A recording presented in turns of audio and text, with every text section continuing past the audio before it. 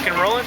2010, Anchorage for Rendezvous, first day. We're here with the godfather of sprint mushing. Can we call you that, Terry? Well, I'm not thinking that old. No, I don't mean in age, but I mean in experience and wisdom. And yeah, all right, thanks. Whenever I want to know something about training sprint dogs, I call Terry and pretend I'm interviewing, but I'm just getting information for myself. But he's always got good things to say and always full of knowledge. You guys, I mean, you've had an amazing year. 1-2 at the Wyoming stage stop. That's just, I mean, yeah, it's that was a good race for us. The dogs held up really well. We're in there with a whole different training philosophy than we had the previous years. For that race, it worked out 110%, and we'll see what it does for this race. Yeah. Do you want to tell anything about that training philosophy? I mean, no, I'm not. Okay. It took me 35 years to learn, and I got to perfect it first before I can pass it on. Yeah, and then it'll go in a book, right? Yeah. Where you can make some money off of it. I don't blame you. You guys, I mean, you probably had decent expectations going into the Wyoming race, yeah, but did you really expect 1-2? Yes. You did? Yes. Okay. I documented that on Mammal Tech that I put on there 10 days before the race. So we would do 10 days before the race.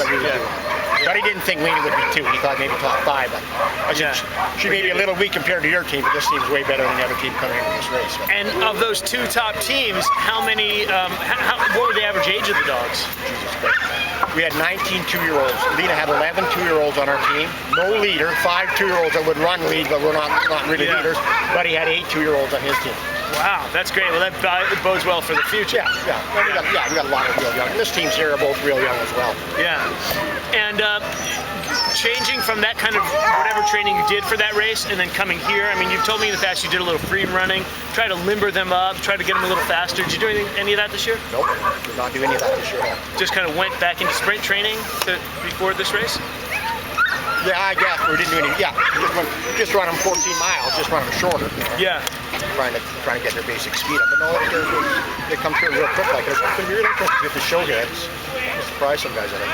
You've got to be pretty excited about this year. I mean, about this race. I mean, it's the 75th anniversary. It's the largest purse maybe in history. I don't know. I haven't done the math. Yeah, I think it is. Yeah. You know, if you add in the trucks, maybe it's, you know. Yeah, right. Yeah. Yeah, but you know, and there's quite a rivalry developing. It used to be just you and Eggle. Now Bill is right there. Arlie's knocking on the door. It's got to make it more exciting and more interesting for you guys. Yeah, of course. I mean, there's not just you just got to focus on one team. I mean, all the teams in this race. Anybody has a shot at. There's 7 or 8 teams that are realistically competitive in this race, but this is the run. I mean, there's been very few teams that ever won this thing, to be honest with you. Yeah. Go back over the last 15 years, there's only 3 or 4 teams that have actually been able to win it. Yeah. So it's. And in the last decade, it's only been 2. Buddy and Eddie. Yeah. Buddy and Eddie. Yeah. You know. How many teams do you think have the ability to get up into the top 3 in this year, realistically? Well, I think it's wide open. Really? I think number 1 is a cinch. But I think in the next thing, I'm not sure about the rest of these guys. Obviously, lots of holes in all their teams all year long. So yeah, you know, it's just if anybody else is ready to come. Anybody you think could be a dark horse here? Jack Berry's had a fairly good season if he's got enough speed to stay with him. King's going to surprise a lot of people. Does he have Lena's team from the stage race? Yeah, but Buddy's leaders, he's got Dee and Maya, the leader. Dee's won it 3 times. Maya won it last year with Buddy, so he's got a real good front end. No, Buddy's got some of Lena's dogs on his team. Yeah. So it's just, so you guys kind of mix them. Yeah, he's got a younger team. I think he's got 11 2-year-olds in this group, but 18. I think Buddy's got 8 2-year-olds in his, so it's another 19 2-year-old. How old is Dee? 9. She'll turn 10 this spring. Wow, and she's running the Rondy. That is great. That gives us. She had pups like a flyer off. So she missed the first month and a half of training. Wow. Quite a little dog. That is an amazing animal. Yeah. And Maya, I mean, she's no spring chicken. I've been taking pictures of Maya on the street for a while. She's 6, right? Yeah. We trained her for the stage races, but she's such a hard driver and one of them pointers that always has to see the distance before she can race it. Yeah. We took her up to 35 miles and said, well, we don't really need her.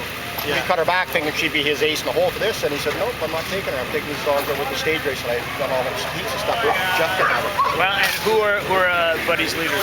He's running Heidi, who was the leader here last year, ran a 2-year-old female named Troja, who's Heidi's half-sister. Another, and he's got a couple, he's got old two, another 4-year-old back in the team, but he'll both Heidi and Troy today. Yeah, and they're basically your bloodlines? Well, they're out of a dog. Yeah, they're out of fathers were all 4 or 5 generation our stuff, and their mother's a dog we got from Biddle's called Nemo. From who? From Stefan Biddle. Okay. Maybe from Finland. Yeah.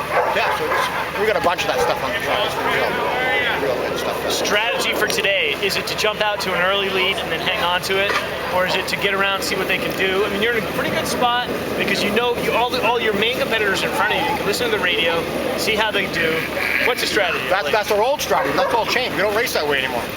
You take these big leads. No, we're going to go out cautious. They'll set them at a pace and just run around there. And of course, you got the best draw of anybody because, like you just commented, all the competition is ahead of us. Yeah. But this is a 3-day race. There's no game money, so there's no sense to drive the shit out of him just to make a few bucks, if there's nothing there today. So, yeah, he's in a real good position, and just set them into a pace and stay on their game plan. Yeah, and the starting position, not only having your competitors in front of you, you kind of eliminated the chance or diminish the chance of the head-on passing being in the middle of the pack, which could be huge. Right? I think this club is really underestimating the problem you can have with that many head-on passes. It's big teams. It's such a crap.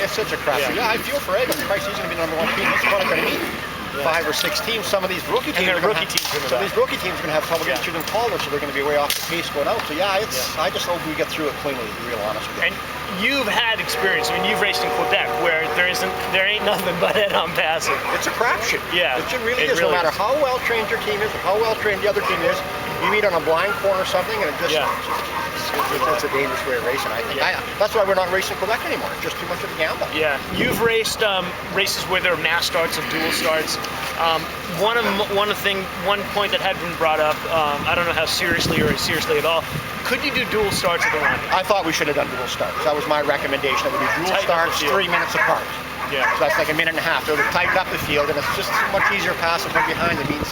Also put a little more of a show on. Remember, we're a circus coming to town, and we got to give our fans their money's worth. I really think it'd have been absolutely no problem. Yeah. We'll see next weekend when we do that 10-dog dual start thing, showdown at sundown. Yeah. We'll get a little feel for it, but I think that's. Yeah. If we keep getting more teams, we're going to have to do that. Yeah. I'm just dreading the thought of somebody having a major crash. Yeah. It really, you want to win the race by merit. You don't want to somebody else's misfortune. And it'll be a little better the second and third day because the slower teams are going out first and the faster teams are going out last. Today's the bad day. The field. And they've got the worst draw possible. Well, Terry, I hope you guys have a great race. I'll try to catch up with Buddy later, and we'll catch you afterwards. All right, thanks a bunch. All right, take care.